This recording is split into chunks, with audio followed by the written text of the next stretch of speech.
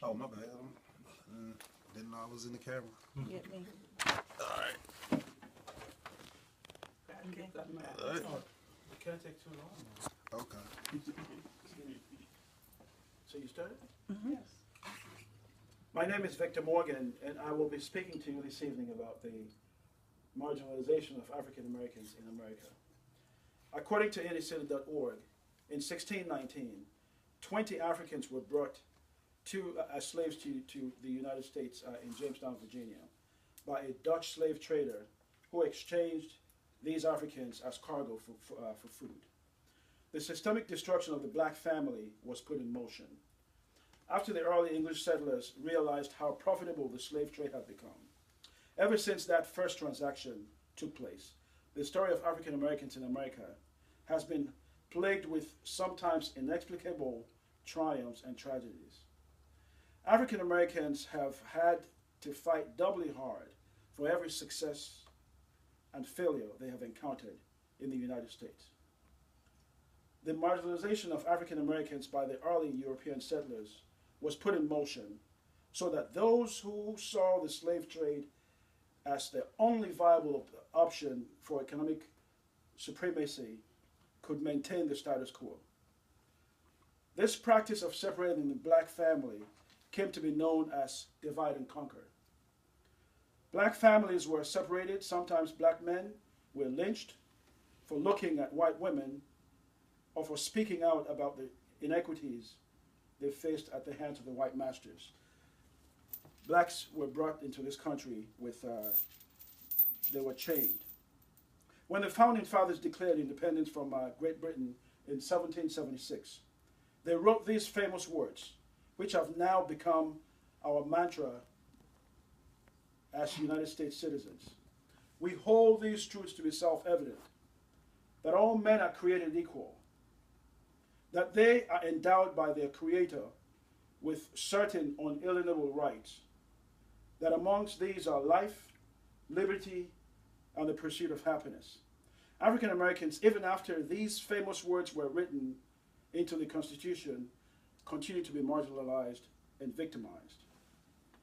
No race can grow fat that feeds on the crumbs that fall from the tables of others, wrote Mitchell in 2004.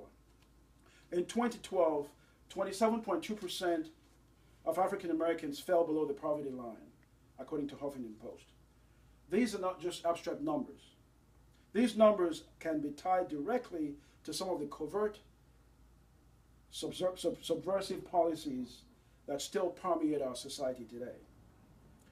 Like some of the hiring practices by CEOs of large corporations who continue to fall far behind in hiring African Americans, not because they do not possess the skills or the educational gravitas, but rather because it has become ingrained in their subconscious minds that Africans or black people are not up to task. Civil rights legislations in the 1970s and onwards did not make wealth redistribution along racial lines or the enactment of cultural orientation a priority.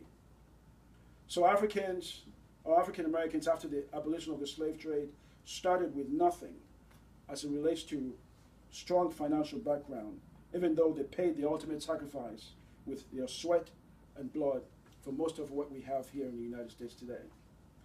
There is no doubt that African Americans have made advances in education since desegregation of public schools in 1954. And that parents are the first line. I understand that parents are the first line of defense against children dropping out of school. But the blame must also be shared by the Department of Education, which is responsible for appropriating funds to states and municipalities around the country, mostly controlled by whites who decide how much should be spent, where and how these dollars are put in use in these communities. The Department of Education is also responsible for hiring good teachers whose job it is to nurture these children for them to advance in their education. It has been revealed that the amount of funding allotted to schools in middle class and wealthy neighborhoods far outpace funding for those in the poor neighborhoods, especially neighborhoods that African Americans inhabit. This practice continued after desegregation in 1954. It is time for our elected officials to realize that every penny spent on our children yields more, far more returns when that child is able to graduate from high school, go to college, and obtain the skills that will allow him or her to obtain a better paying job, which also helps the tax base. And it also reduces the amount spent on children who lose their way, drop out of school, and become incarcerated as adults. The term prison industrial complex was coined by an investigative journalist for the Atlantic Monthly called, his name is Eric Schlosser.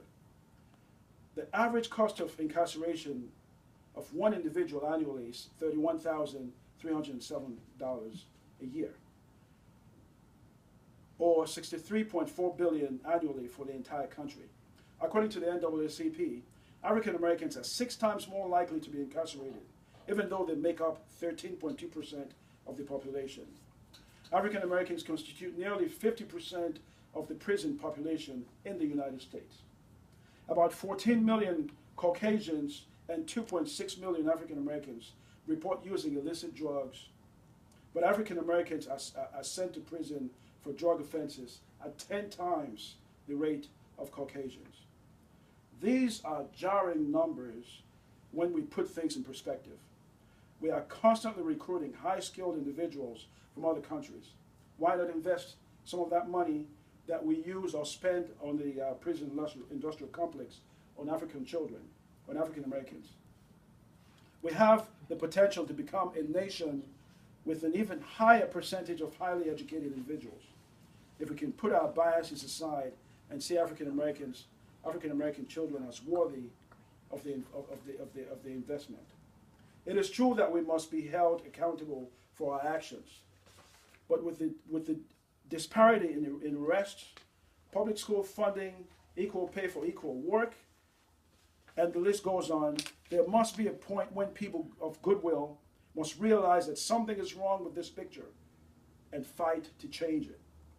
We cannot be a more perfect union if people continue to fall or to feel less than and not a part of the greater prosperity that we enjoy today.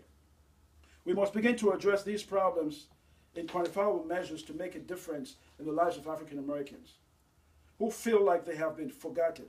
We now live in a global society where the things that affect people in Russia economically could adversely affect us here in the United States.